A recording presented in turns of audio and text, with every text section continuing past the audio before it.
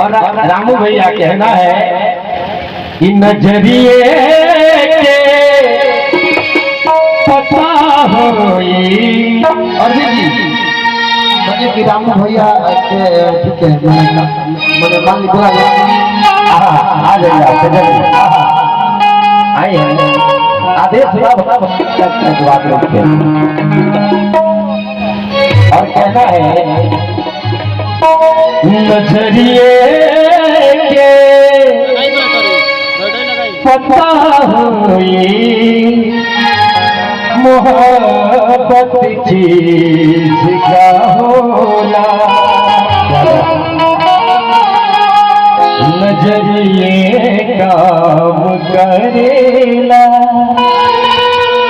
नजरिए नाम करेला नजरिए पीत के रंग नजरिए से वफा होला। नजरिए के पता होई मोहब्बत चीज का होला। तेरे आने का गम और न जाने का गम फिर जमाने का गम क्या करे। बहुत आई तेरी यादें मगर इस बार लेकिन अरविंद जी थोड़ा जाए कि गम में सुन सनक की गोपियों बना देती और कैसे जब तक सांसें चलेगी तुझको चाहूंगा मर भी गया तो भी तुझे करूंगा मैं। लेकिन कैसे आई भोजपुरी के क्षेत्र में भाई अर्जुन भैया 5 दिखाओ। एक लड़का और प्रकाश जी लड़की से कहला। अच्छा लड़की से तो दोनों जाती ना मैंने क्यों को वजह भैंस से बतियाओ था।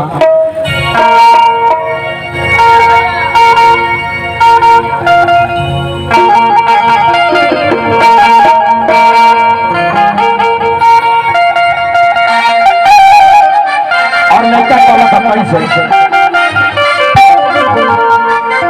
कि तोहरा पीना अरे खाना पीना अरे लगे ये कोई प्रकाश जी हाँ आजा है और लड़का कहला था कैसे कि तोहरा पीना खाना पीना तोहरा पीना पीना लगे ये कोई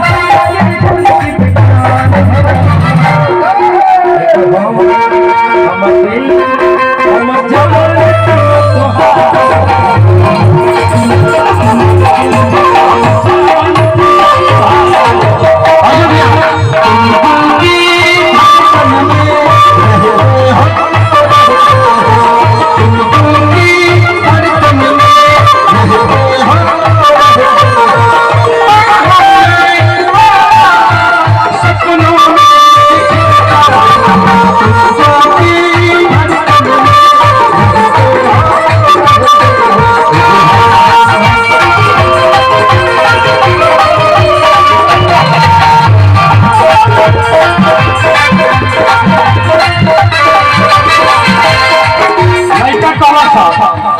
जब से देख ले पानी गोरी तोहर चढ़ल जवानी हो अब ठीक से नहीं खाना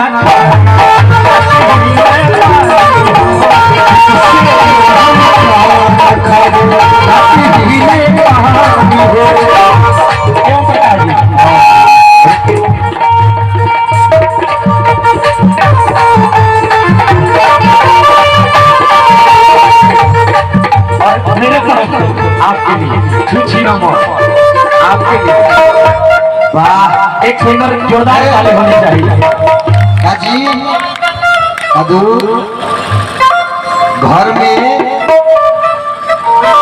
बताइए लेकिन कौन लगा मेहरारू तो बहुत भाई को बुलाई तो बच्चा तारा इसमें भय के चाकू से कैसे जब से देख ले ये कोई चढ़ल जवानी हो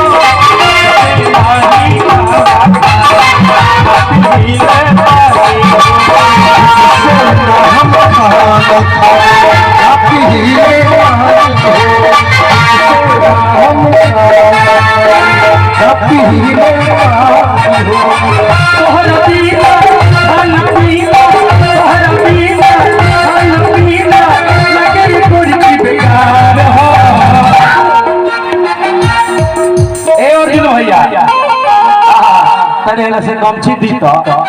बड़ा डांस करत तरी तो हमरो खे बात लइके द है ना आई बड़का आई धर जब जैसन तब तैसन ना कइलस त मरद कैसन ना उ कुकुर कैसन जवना में घाव ना होखे कपिल भाई उ कुकुर कैसन जवना में घाव ना होखे उ गांव कैसन जवना में रुपया देवेला साव ना होखे उ पड़ोसी कैसन जवना में लगाव ना होखे उ चूल्हा बेकार बजवाना में ताव ना हो उ कलाकार कैसन जवाना में छाव ना हो ये डांस करे हम करे अच्छा लगी तो ताली बाजी हो देखी गोपाल राय जी कैसे कइले रहले बहुआ चैनल में आई हां आई जी कि गइल जमाना द बनाई के चलत हवा ई आदर भगवान शंकर जी भगवान विष्णु जी कइले रहल हम का करत देखा हो देखी कैसे आई अर्जुन भैया कि चले लूडो हरिया दुनो बीच नैया चले लूडो हरिया दुनो बीच नैया हिलो करी भैया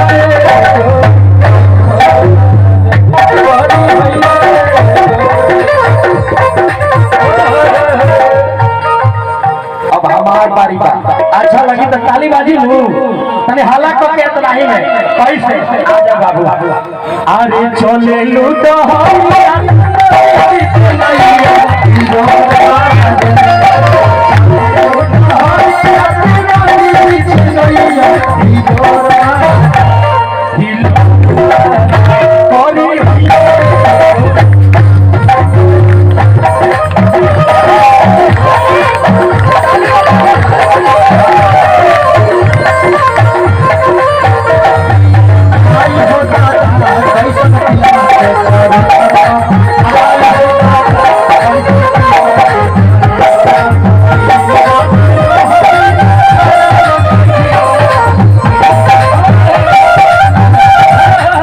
देखी कैसे है ना बैठ देखी कैसे पियवा के चरित्र बा ना ना अलगही भाई ए जादव जी लहे लहे लहे लहे अलगही भाई अरे दिन रात रहती त खाना के दी प्यास सब निमन वाला जम मत करई हो ई ठीक नहीं ठीक एमएम मत रोकी देखी कैसे आ जा अरे दिन रात रहती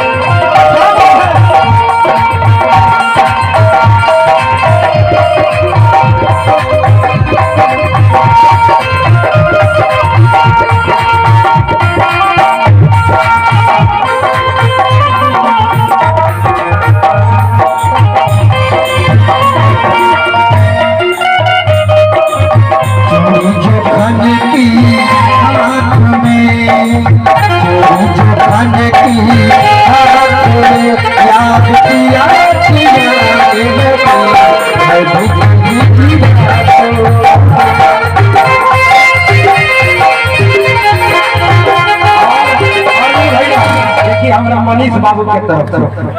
कि मनीष बाबू के तरफ से 501 रुपया आया है, जिसमें 100 मिल गया, अभी 400 बकाया है। अब बता जी, धीरज रखो, अभी सब आई कैसे। अरे देख के कई रुपयों की गोरी रोक तोहरे लगावल अब पहले